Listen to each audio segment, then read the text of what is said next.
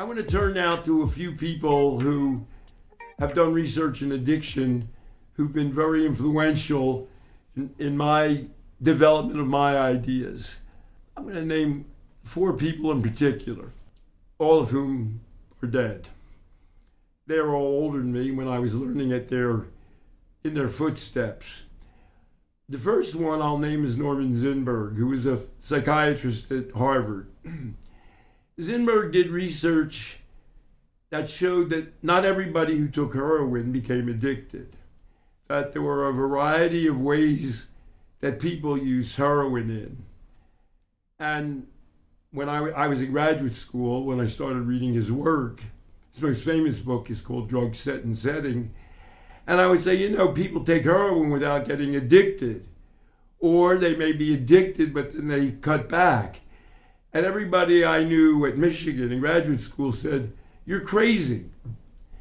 And then I said to them, Michigan's an elite university. I said, "Have you ever taken heroin?" And they said, "Of course not." And then I said, "Do you know anybody who's ever taken heroin?" And they said, "No." And I said, "Well, Zinberg's been studying people who use heroin for years, for decades. Wouldn't he know a little bit more about it than you?" So that impression that Zinberg gave me that drug use varied all over the map, even the most, quote, addictive drugs, really made an impression on me. Then I read a book by Isidore Chein called The Road to H. He studied inner city heroin addicts who generally became addicted to heroin when they were in their late teens. And he described them as they were often deprived, they were pretty aimless, they didn't have much purpose in life. And he described how when they took heroin, they would become enmeshed in it totally. One young addict said, "The first time I took heroin, I went to bed for 12 hours. And I said, this is the drug for me." Now, I was in college where people were taking marijuana mainly, sometimes LSD. And I said, well, heroin's a different kind of drug from those drugs. It offers a protective cloak, like a cocoon for a person, and they welcome it for that very reason. Then I started reading Charles Winick. Charles Winick was also a social psychologist. Charles Winick did 2 studies that had an incredible impact on me. One was called Maturing Out of Narcotic Addiction.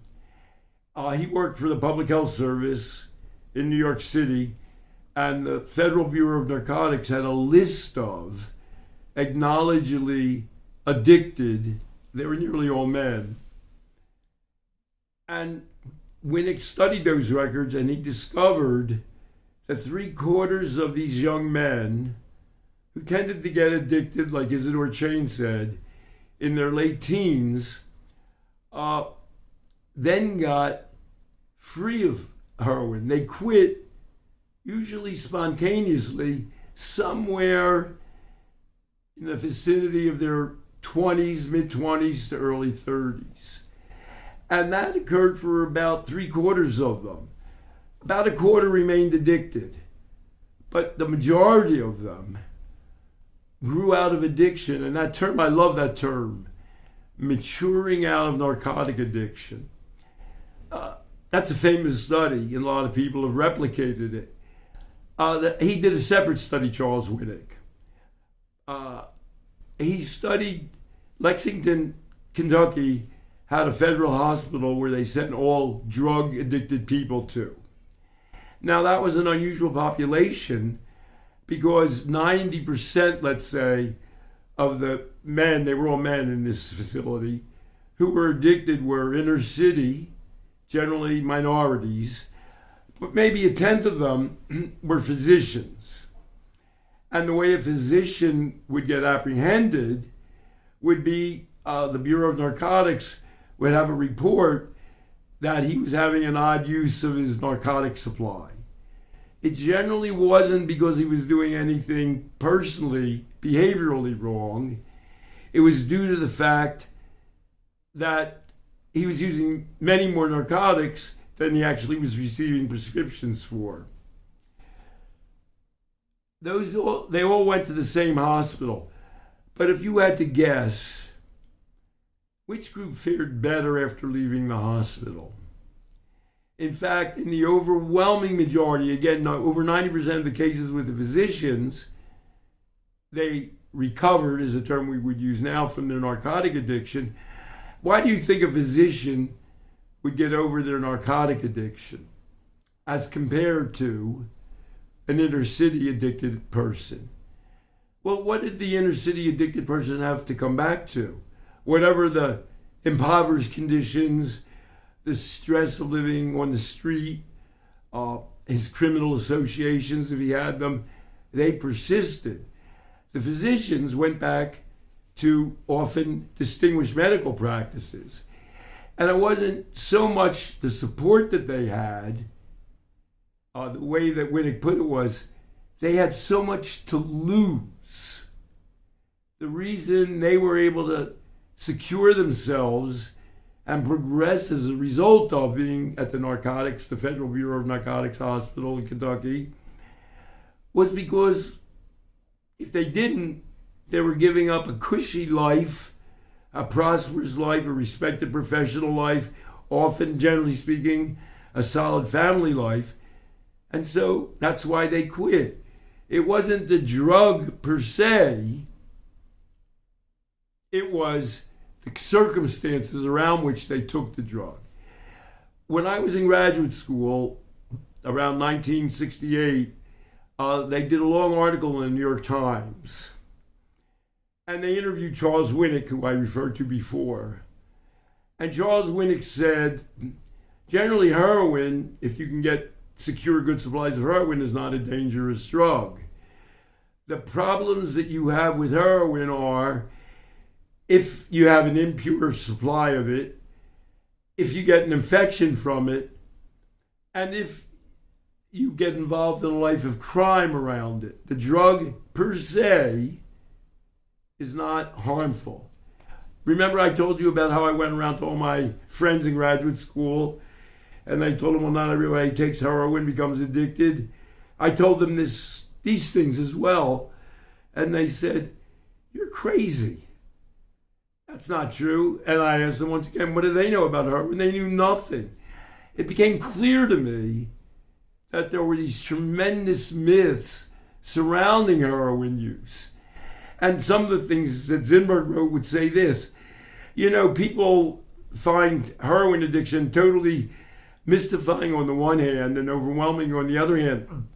But if you go to a hospital and you have a serious ailment or a serious operation, you're going to receive much more pure doses of narcotics, of opioids, than you could ever get in the streets of Boston or New York. And yet people don't become addicted in hospitals for the most part. Why is that? That really got me to thinking. So let me tell you about one last role model for me. We've been talking about heroin. Let's talk about something a little more familiar to many people, although opioids, of course. When I started looking into addiction back in the 60s, opioids meant heroin. As I described my colleagues at graduate school, nobody touched heroin in graduate schools. In the current day, opioids have become obviously distributed throughout society, mainly in the form of painkillers. Let me switch back to alcohol. Alcohol is a drug, a substance we all know about. There was a man named Harold Mulford. Winick, Chein, Zinberg were all East Coast kind of intellectuals. Boston for Zinberg, New York for Chein and Winick. Mulford was a Midwest farm boy from Iowa. He served in World War II.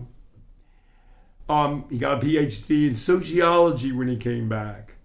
Sociology's a little bit of a funny field to approach, perhaps, alcoholism. but he was very interested in clinical aspects of alcoholism. So he became involved in a community program in Iowa, where they had one trained person that they brought into the capital of Iowa. And in the small towns throughout Iowa, again, this is back in the 60s and early 70s, this one person, they only paid him about $5,000 a year, was responsible for dealing with all of the alcoholics in town. But he wasn't a psychologist or a therapist. He wasn't a healthcare worker. He was a liaison. He would deal with the alcoholic by, say the person needed a divorce. He would have them lead them to a lawyer. Suppose they needed a job, he would help them try to get a job. He was a community resource person. Out of that approach to alcoholism, Mulford developed a process model of addiction called addiction as a natural process. You'll see the similarity of the term life process. Mulford developed a theory that becoming alcoholic was a process that took place in steps.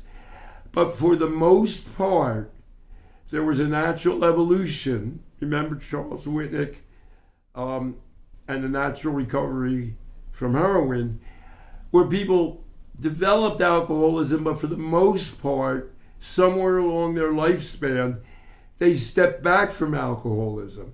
So there was both a development process and a recovery process.